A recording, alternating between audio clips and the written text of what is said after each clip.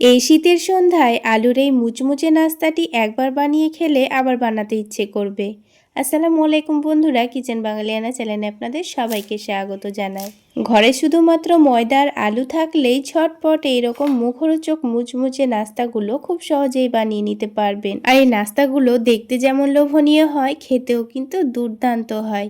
একবার খেলে বারবার খেতে মন চাইবে। তো নাস্তাগুলো বানানোর জন্য একটা মিক্সিং বোলের মধ্যে 1 কাপ পরিমাণ ময়দা নিয়ে নিয়েছি। তার মধ্যে সামান্য পরিমাণ লবণ, অল্প একটু কালো জিরা আর আজওয়াইন দিয়ে দিচ্ছি। তার সাথেই 2 টেবিল চামচ পরিমাণ সয়াবিন তেল দিয়ে দিচ্ছি। ময়ানের জন্য আপনারা চাইলে এখানে তেলের পরিবর্তে ঘিও ব্যবহার করতে পারেন। তো ময়দার সঙ্গে সব কিছু একসঙ্গে ভালোভাবে মিশিয়ে নিয়েছি। আর দেখুন, ময়দাটা মুঠো করলে কিন্তু খুব সুন্দর দলা পাকিয়ে আসছে। তো ময়দাটা এরকমভাবে ময়ান দিয়ে নিতে হবে, তাহলে নাস্তাগুলো অনেকটাই মুচমুচে তৈরি হবে। এবার এখানে অল্প অল্প করে পানি দিয়ে একটা ডো মেখে নিতে হবে। তো ডোটা কিন্তু এখন খুব বেশি নরম করে মাখা যাবে না, একটু টাইট করে মেখে নিতে হবে, তা না হলে নাস্তাগুলো বানাতে কিন্তু অসুবিধা হতে পারে। তো ডোটা লক্ষ্য রেখে একটু টাইট করে মেখে নিতে হবে। এবার এটাকে ঢেকে রেখে আমি 10 মিনিটের জন্য রেস্টে রেখে দেব। আর এদিকে আমি 3টে ছোট সাইজের আলু আগে থেকে ভালোভাবে সেদ্ধ করে নিয়েছি। আলুগুলোকে ভালোভাবে ম্যাশ করে নিচ্ছি। আপনারা চাইলে গ্রেটার দিয়ে গ্রেট করেও নিতে পারেন, কিংবা হাত দিয়ে ভালোভাবে মেখেও নিতে পারেন। তো আলুগুলো ভালোভাবে ম্যাশ করে নেওয়া হয়ে গেছে। এবার এখানে কিছু মশলা দিয়ে দিতে হবে। তো আমরা রান্নার জন্য যেসব মশলা ব্যবহার করে থাকি সেই মশলাতেই কিন্তু আমাদের নাস্তাগুলো তৈরি হয়ে যাবে।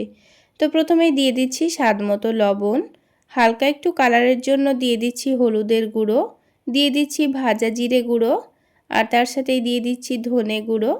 এবার একটু টেস্টটা বাড়িয়ে নেওয়ার জন্য দিয়ে দিচ্ছি চাট মশলা। হাতের কাছে যদি চাট মশলা না থাকে তাহলে অল্প একটু ম্যাগি মশলাও দিতে পারেন। এবার ঝালের জন্য শুকনো মরিচের গুঁড়ো দিয়ে দিচ্ছি, তবে আপনারা কাঁচামরিচ কুচিও দিতে পারেন। তারপর দিয়ে দিয়েছি ধনেপাতা কুচি, আর সবশেষে দিয়ে দেব 2 টেবিল চামচ পরিমাণ কর্নফ্লাওয়ার। তো বন্ধুরা, এখানে অবশ্যই কর্নফ্লাওয়ার দেওয়ার চেষ্টা করবেন, তা না হলে কিন্তু নাস্তাগুলো ভেজে নেওয়ার সময় আলুগুলো কিন্তু তেলের মধ্যে ছড়িয়ে যেতে পারে। তো কর্নফ্লাওয়ার যদিও হাতের কাছে না থাকে তাহলে কিন্তু চালের গুঁড়োও দিতে পারেন। তো আলুটা খুব সুন্দর করে মাখিয়ে এক সাইডে রেখে দিয়েছি। এবার এই ডোটাকে আবার একটু ভালোভাবে মেখে সফট করে নেব। তো কিছুক্ষণ মেখে নেওয়ার পর এবার এই ডোটা থেকে আমি 2টো মতো লেচি কেটে নিচ্ছি। তো এবার এই লেচিটাকে হাতের মধ্যে একটু ভালোভাবে ঘুরিয়ে ঘুরিয়ে লই তৈরি করে নিচ্ছি। তারপর এটা থেকে বড় করে আর একটু মোটা করে আমি রুটিটা বেলে নেব। নাস্তাগুলো তৈরি করা কিন্তু খুবই সহজ, আর খুব অল্প সময়ের মধ্যেই তৈরি করে নেওয়া যায়। তো রুটিটা আমি কিন্তু একটু মোটা করে বেলে নিচ্ছি, আর এই নাস্তাগুলো তৈরি করে নেওয়ার জন্য কিন্তু রুটিটা একটু মোটা করে বেলে নিতে হবে। এবার যে আলুর পুরটা আমি রেডি করে রেখেছিলাম, এখান থেকে অর্ধেকটা মতো পুর নিয়ে নিয়েছি। এবার এই রুটির এক সাইডে ভালোভাবে একটু পাতলা করে ছড়িয়ে দিতে হবে। তো আমি চামচ দিয়ে আলুর পুরটাকে একটু ভালোভাবে চারিদিকে ছড়িয়ে দিচ্ছি। যখন এটা ভালোভাবে ছড়িয়ে দেওয়া হয়ে যাবে তখন রুটিটাকে সুন্দর করে ভাঁজ করে নিতে হবে। তারপর এই সাইডগুলোকে আলতো হাতে চেপে দিচ্ছি। চেপে দেওয়া হয়ে গেলে এবার এই নাস্তাগুলো তৈরি করে নেওয়ার জন্য আমাদের একটা ছুরি লাগবে। তো ছুরিটা দিয়ে আমি লম্বা লম্বা করে পাতলা পাতলা করে কেটে নিচ্ছি। আপনাদের হাতের কাছে পিৎজা কাটার থাকলে সেটা দিয়েও কেটে নিতে পারেন। তো সবগুলো নাস্তা এক সমান করেই কেটে নিতে হবে। তারপর ছোট অংশগুলোকে আমি বাদ দিয়ে দিয়েছি। এবার এই কেটে নেওয়া অংশগুলোকে এরকম করে একটু ঘুরিয়ে নিলেই কিন্তু খুব সুন্দর একটা ডিজাইন তৈরি হয়ে যাবে। তো দেখুন বন্ধুরা, কত অল্প সময়ের মধ্যে একটা খুব সুন্দর ডিজাইন তৈরি হয়ে গেল। কোনো রকম ঝামেলা ছাড়াই কিন্তু খুব সহজে খুবই অল্প সময়ের মধ্যেই এই নাস্তাগুলো বানিয়ে নেওয়া যায়, আর খেতেও কিন্তু দারুণ লাগে। চাইলে রেসিপি ফলো করেই শীতের সন্ধ্যায় একবার হলো বানিয়ে খেতে পারেন, দেখবেন খুবই ভালো লাগবে। তো সবগুলো স্ন্যাক্স আমার রেডি করা হয়ে গেছে। এবার এগুলোকে ভেজে নিলেই কিন্তু হয়ে যাবে। তার জন্য একটা প্যানের মধ্যে আমি পরিমাণ মতো তেল দিয়ে দিচ্ছি। তেলটা হালকা গরম করে নিয়ে একটা একটা করে নাস্তাগুলো দিয়ে দিচ্ছি। আর বন্ধুরা, নাস্তাগুলোকে একটু সময় নিয়ে ভেজে নেব, তাহলে কিন্তু অনেকটাই মুচমুচে তৈরি হবে।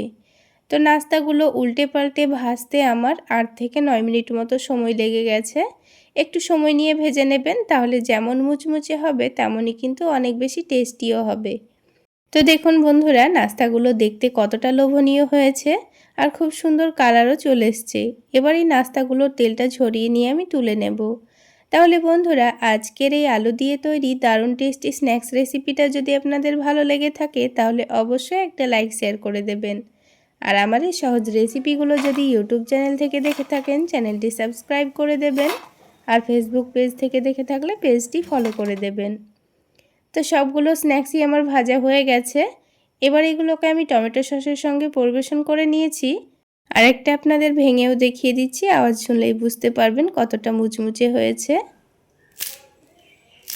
তাহলে বন্ধুরা, আজকে এই পর্যন্তই। সকলে অনেক বেশি ভালো থাকবেন, সুস্থ থাকবেন।